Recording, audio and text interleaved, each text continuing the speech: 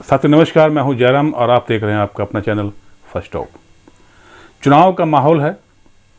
तमाम पार्टियों के नेता कैंडिडेट अपनी पूरी ताकत लगा दे रहे हैं चुनाव में, पूरी ताकत झोंक दे रहे हैं चुनाव में। लेकिन आज हम जिस लोकसभा क्षेत्र की बात कर रहे हैं वो है दिल्ली का उत्तर पूर्वी लोकसभा। वहीं आज हम जिस व्यक्ति के बारे में चर्चा करेंगे उन्होंने चुनाव से पहले मतलब या पॉलिटिकल से पहले भी वो काफ़ी सामाजिक कार्य करते आ रहे हैं। पहले से ही लोगों की सेवा करना, लोगों को के साथ खड़े रहना वो पहले से ही करते आ रहे हैं। नाम है इनका जगदीश भगत। जैसे ही नाम में मालूम है भगत जी हैं, जगदीश भगत नाम है। जगदीश भगत जी उत्तर पूर्वी लोकसभा से चुनाव लड़ रहे हैं और राष्ट्रीय समाज पार्टी के सिंबल पर चुनाव लड़ रहे हैं उत्तर पूर्वी लोकसभा क्षेत्र से।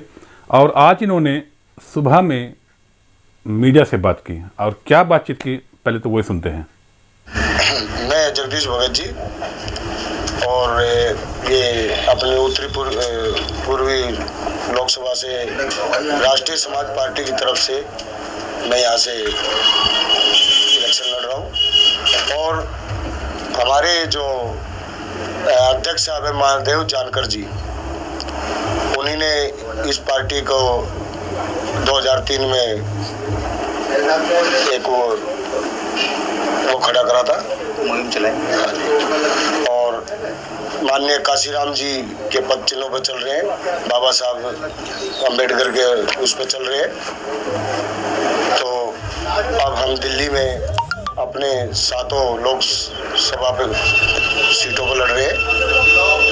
काशीराम जी के पद चिन्हों पे चलना था तो बसपा में काम कर रहे थे, वो भी दोनों ने बनाई थी। नई पार्टी की जरूरत क्या पड़ी? सर देखिए, बसपा का आप उसका भी इंटरव्यू लेकर आते होंगे और देख भी रहे होंगे कि उसमें क्या चल रहा है। जो काशीराम जी ने मुहिम छेड़ी थी वो तो आज रही नहीं, वो तो सब खत्म कर दिए। तो आपकी क्या रणनीति है? क्या आप भी बहुजन विचारधारा को लेकर चलेंगे, सर्वजन को लेकर चलेंगे? हम तो अपने बाबा साहब के संविधान पर चलेंगे। जो आपने भी बसपा के लिए कहा कि उनकी स्थिति खराब हो गई क्योंकि वो सर्वजन पे आ गई हैं, तो आप भी सर्वजन को लेकर चलेंगे, बहुजन को लेकर चलेंगे? नहीं जी, बहुजन को लेकर चलेंगे।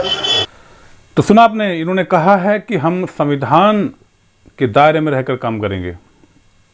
कोई भी कानून तोड़ के या गलत काम करके हम कोई काम नहीं करेंगे। संविधान पे हम विश्वास करते हैं और देश संविधान से ही चलता है। इसी के बलबूते और इसी के सहारे हम आगे बढ़ रहे हैं, देश आगे बढ़ रहा है और हम भी इसी के बलबूते ही चुनाव लड़ेंगे। और इसी ताकत हम जानते हैं कि संविधान की इससे बड़ी ताकत देश में नहीं है। तो संविधान की रक्षा के लिए, संविधान को बचाए रखने के लिए, संविधान के बताए हुए पद चिन्हों पर चलते हुए हम चुनाव मैदान में आ रहे हैं। साथियों बता दें, आज जगदीश भगत जी ने बुराड़ी क्षेत्र का दौरा किया है, क्योंकि वो इन्हीं की लोकसभा क्षेत्र में आता है। और वहाँ पे गए, एक रैली करने प्लान था हालांकि, लेकिन चूँकि आज अभी इन्होंने रैली नहीं की। लोगों से जनरल जाकर मिले, लोगों से उनकी समस्याओं को जाना, वहाँ के जो एरिया को देखा कि वहाँ मोटा मोटी या क्या समस्याएं हैं। तो जैसा कि मालूम आपको कि बुराड़ी में तो धूल का अंबार हमेशा लगा रहता है। वहाँ की बुराड़ी के लोग इस वक्त केवल जूझ रहे हैं धूल से, धूल खा रहे हैं और बीमारी पड़ रहे हैं। जगदीश भगत जी ने पूरा एरिया घूमे हैं और घूमने के बाद इन्होंने एक बार फिर से मीडिया से मुखातिब हुए और मुखातिब होने के बाद इन्होंने मीडिया से क्या कहा, चलो वो भी सुनते हैं। सर समस्याएं तो इतनी हैं कि गिनते गिनते परेशान हो जाएंगे, लेकिन मेन सुविधा जो पब्लिक को सुविधाएं चाहिए, जैसे स्कूल है और नालियों की है और आपका गलियों की है। क्योंकि आज भी कहीं भी गांव में भी चले जाओ तो आरसीसी मिलेगी आपने, लेकिन आज बुराड़ी के अंदर आज भी वही एक वे डली हुई है ईंटें। तो मैं तो पब्लिक को ही देख रहा कि पब्लिक यहाँ रह कैसे रही है, कैसे अपना जीवन काट रही है वहाँ पे। आप अगर सांसद बनते हैं, आपकी पहली दो तीन प्राथमिकताएं जो मोटा मोटी क्या रहेंगी? देखिए, हमारी जो शुरू से ही हमारी पार्टी की नीतियां हैं, जैसे महिलाओं को सम्मान और हिस्सेदारी, हमारी पार्टी का फोकस है इन चीज़ों पे, और मुफ्त चिकित्सा, गलियां और नालों की हर रोज़ सफाई, जो कि उसमें मच्छर पैदा ना हो, पानी इकट्ठा ना हो, तो इन पे ध्यान दिया जाएगा। अच्छी सड़क और पानी, ये हमारी पार्टी का मुद्दा है। और शिक्षा का जो व्यापारीकरण हो रहा है वो बंद होगा। ठीक है जी। हर रोजगार, बेरोजगारों को, हाथों को रोजगार मिलेगा, हमारा मुद्दा ये भी है।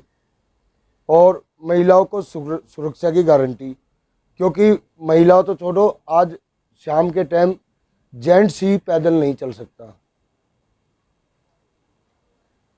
और 50% हिस्सेदारी महिलाओं को मिलेगी। 1000 रुपये वोटर पेंशन मिलेगी।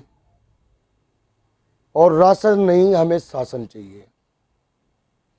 ये हमारे पार्टी के मुद्दे हैं, और संविधान की ही लड़ाई लड़ रहे हैं, और संविधान को हम बचाएंगे जहाँ तक भी कोशिश होगी।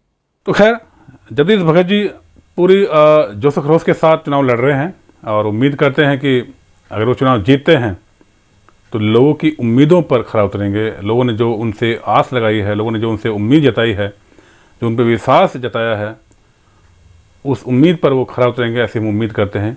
और उम्मीद करते हैं कि जगदीश भगत जी बहुत ही मेहनत से, ईमानदारी से चुनाव लड़ेंगे। जैसा उनके बारे में कहा जाता है कि जगदीश भगत जी कोई गलत काम करने से हमेशा बचते हैं।